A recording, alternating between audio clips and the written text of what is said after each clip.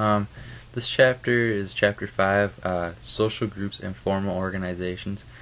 And a few parts in the chapter I'd like to talk about is social networking and cliques. First of all, social networking is people who are linked to one another. They share basically the same beliefs, and these could be like your friends, your family, friends of friends. Like in the book, it gives you the example of think of yourself as like a spider web, and like everyone is attached to you, and they all want to be with you, or part of you. Social networking isn't a bad thing. You sometimes I feel like I social network a lot. Like a lot of people come to me for their problems and things like that. This goes along with like cliques. There's always little cliques that used to go on at our high school. There's people who would they'd be friends one day and then the next day they wouldn't be friends, and that's just like a little clique that used to go on, and there always used to be like people dating people who didn't really want to date them, but they did anyway just for other people's sake.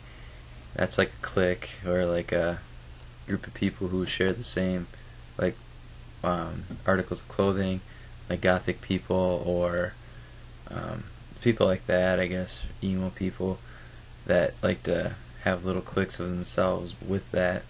Back to the social networking thing.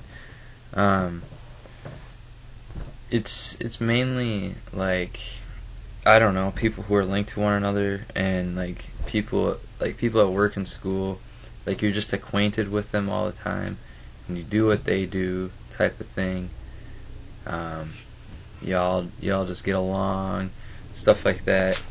Another thing I want to talk about is like a bureaucracy, and they have levels of like a division of labor, written rules, written communication and records, impersonality and replaceability, things like that. Also the rationalization of society, like that emphasizes on results and rules and things like that.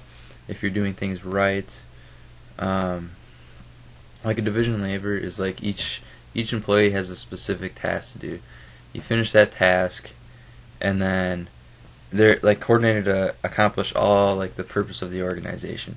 That's important because it makes the manager feel like they're doing their job on what they're supposed to be doing. Also, there's like goal displacement, which is like even after an organization achieves its goal, it no longer has reason to continue, but it does continue, which is a great point, because a lot of times I'll finish something, and I don't want to do it anymore. I give up on it. I'm like, alright, cool, I'm done with this. Like homework, I want to be done, but I'm really not done, because I'll always have more homework. No matter, even if you're not in school, you have homework through your work and stuff like that, and you always need to finish your homework. Otherwise, it's called goal displacement. Another thing I want to talk about is alienation, and that is like workers being cut off from the finished product of their labor. So basically they start something like a wood project, and then someone says, oh, I want to take that. So then you're left with nothing, basically, which I've had that happen to me before. I started on a wood project. I decided, man, I don't really like this class, and I had to just drop what I was doing. That's not really a good example, but another example is like, I bought food one time at my job, and I was eating it, and then someone else was like, well, I'm really hungry, I don't have my lunch today, can you share? And I said, yeah. So they ended up eating the rest of my lunch. And I basically just lost out on what I was doing. Also, like that goes for anybody that is doing something and then someone just takes it away from you, basically. It's not fair to that person, and alienation, I believe, is wrong in the fact that people do that to other people. People are greedy in this world, and you can't let things get to you like that.